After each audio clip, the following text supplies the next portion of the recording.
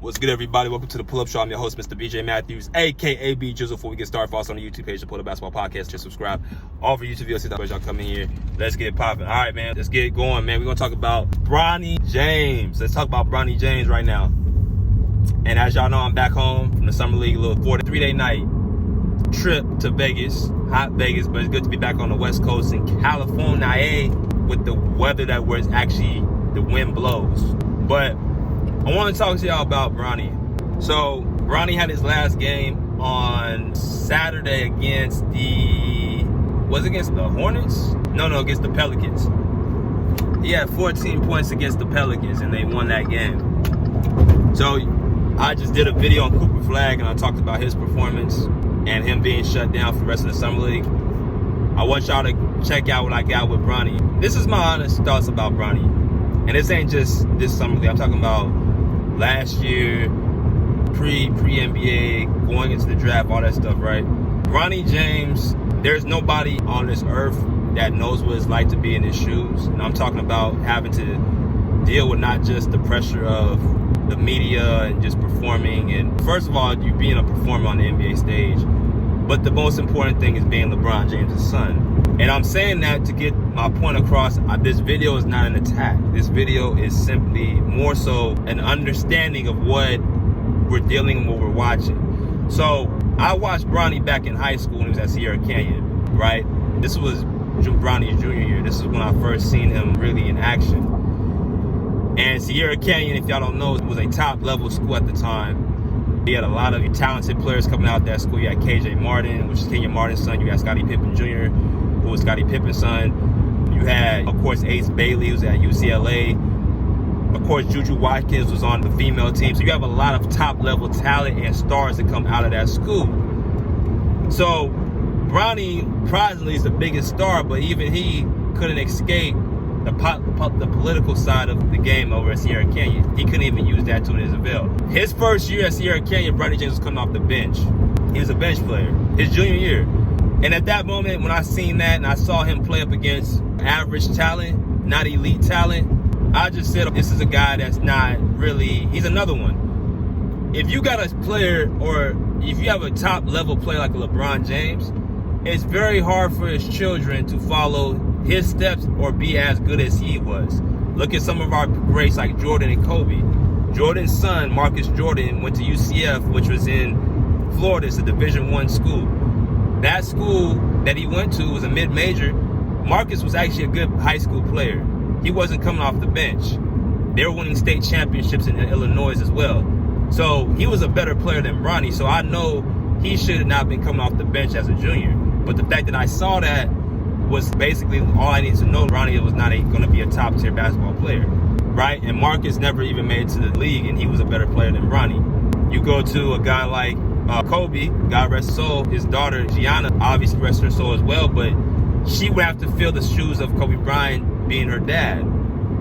It would be a little bit different because she's a woman, or she was a young lady, a young girl, but when you talk about a young man having to fill his father's shoes, it's very tough and it's very hard. So now that I've seen what Bronny's dealing right now, I think people are trying to expect him to take such a huge leap that, first of all, he never played a real full season of college basketball, right? And I feel like that was a big thing that he should have never did, was go straight into the NBA. But of course, when you are at the realm of LeBron James, who wants to play with his son more than anything, you got ESPN pushing that storyline. They're trying to push it.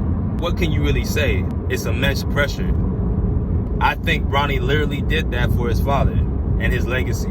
Because if it was a person like myself, I think, first off, players should be required to go to school for at least 2 seasons. You should have to be required. Why is that? Because it's not like back in the day where a lot of these kids were going straight into the league because they needed to get money to take care of their kids.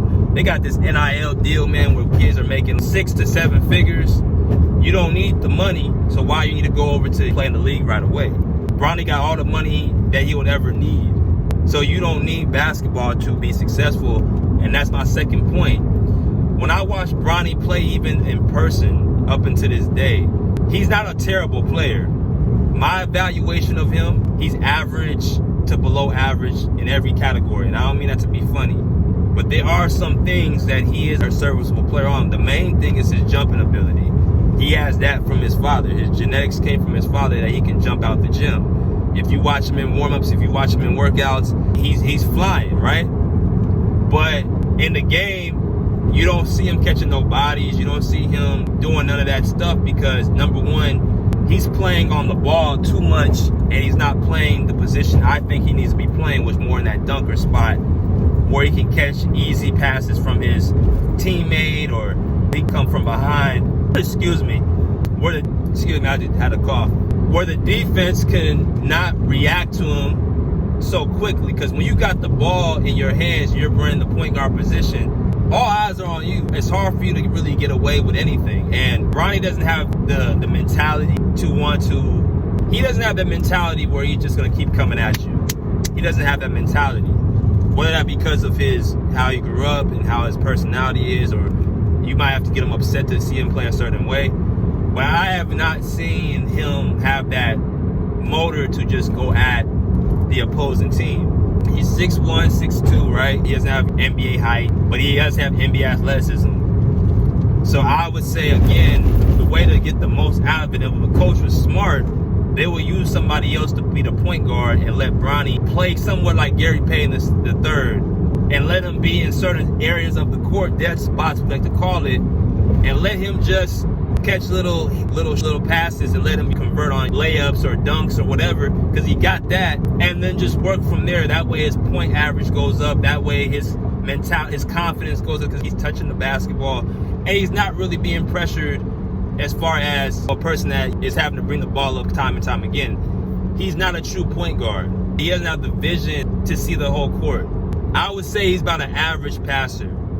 He's not like his father who can see over defenses and who's comfortable with the ball in his hands all game. That's not who Bronny is. They're trying to sell that, but I've been watching him ever since his junior in Sierra Canyon. I never seen that aspect of his game, and it's been, 5-6 years now. You would have already seen him grow in that role. Well, I'm sorry, it's been 4 years now, so would have seen him grow in that role. He don't have that gift, and that's okay, but he can be utilized in certain situations. His three-point outside shooting, I think, is average. He had a couple shots against the Pelicans the other day, but even that's not an elite three-point. That's not an elite NBA level. His on-ball defense, this is something that people want to promote. I've seen Bronny, at least in this summer league, I'm seeing him even get driven by against NBA Summer League players. If you put him in front of a player who is at most a good ball handler, it'll be tough for him to stay in front. He gets beat off on closeouts. He may be able to stick on certain guys in the league, but he's not going to be able to stick against NBA caliber players, point guards. I don't even know if he would stick against backup point guards. I don't know. Again, you're talking about a player who jumped straight from, think about this. He didn't play nothing more than, I think, half the season at USC. Come off this little heart situation. You never seen Bronny have no real big performances in college. If I'm not mistaken, I don't think he scored double figures in not one game in college. I could be wrong, but he's not even scored double digits in college. And if he has, it's been probably once or twice. So you tell me the league, the NBA player who hasn't scored one time or minimal amount of times in college and goes straight to the league after one season, it doesn't happen. The one and dones, that doesn't happen unless you are an elite creme de la creme player, which everybody can see. Like a Cooper Flagg, what he did last year solidifies him to be a number one player. VJ Edgecombe, after his first year in Baylor, he put up the numbers. He can be a one and done player. Bronny James, y'all echo, do y'all see that game from him that he's a one and done player? I don't think nobody would agree with that, which is why I think it was so detrimental for him to go straight into the league so early, because in college you could have developed your game, developed your IQ, developed your confidence, and then made your leap to the league. That's why you got players in the league now who don't even know how to properly deny the ball, know what a proper L cut is, a V cut is, doesn't know how to properly box out, doesn't know how to do properly the main fundamentals that you learn, not just as a kid, but also in college. You relearn those same things. They don't have them skills. So it's tough to learn that in the NBA, where it's pretty much all a showcase. It's a tough thing to do. So I don't think he was given a fair hand, but he can't leave the NBA now. You're already 2 years in. Now, what's weird is Bronny did have some good games in the G League last year, but then again, there were some games where he got so much of a shot output, that's where the points would come in. But maybe he needs to spend a two-way contract. I think this year should be more about Bronny's brand instead of LeBron's brand. You got a chance to play with your son. You got a chance to be the father-son duo. But now I think it's about him. I think he's been trying too much to try to support LeBron's brand and what his legacy is. He says all the time, Bronny wants to do this, Bronny wants to do that. That's as much as I believe that JJ Redick said that Bronny earned the opportunity to have a four-year deal over, I'm saying, real NBA players who can't even get a shot because the NBA is so limited of job positions. The NBA only allows 450 jobs, and even in the draft, you only get 30 guaranteed spots. If you get drafted in the second round, you're not guaranteed to be on the NBA roster because you still got to go through training camp, you still got to go through preseason, you still got to audition. And more times than not, them players don't even make it on the NBA roster the first opening day.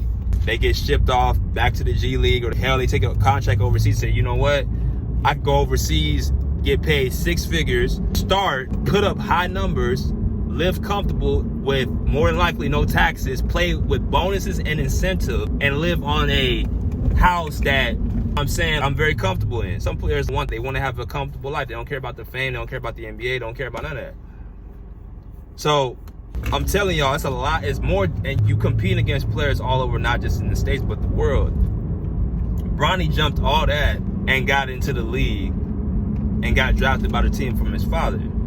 Genius move from Rich Paul, but as y'all can see, it's not about getting it, it's about staying in. Your political tactics can get you in, but can it keep you in the game? And you got now, so many players or so many people saying Bronny's a bust, Bronny's not even a bust, he's not good enough. Because to be a bust, you got to somewhat be a high pick. He skipped steps. That's all this really there is to it. He skipped steps, and now he's going to have to answer the call. I don't want him to fail, but it's just tough for an undersized point guard who has no real skill set, who doesn't have a great handle. His shot is streaky, who's just a basic player. It's hard for him to really shine or be seen because he's already up against an uphill battle. If you didn't trust, let me ask y'all a question. If that was not LeBron James' son, would y'all take notice of Bronny right now? Would y'all care about him? Would y'all just say, oh, that's number so-and-so on the Lakers? Bronny would be looking as another Davion Mitchell. They keep comparing him to Davion Mitchell, but I ain't seen him lock up literally anybody. I ain't seen that. So, unfortunately, with that being said, let me back this up. With that being said, he should have just went to college and just took it from there.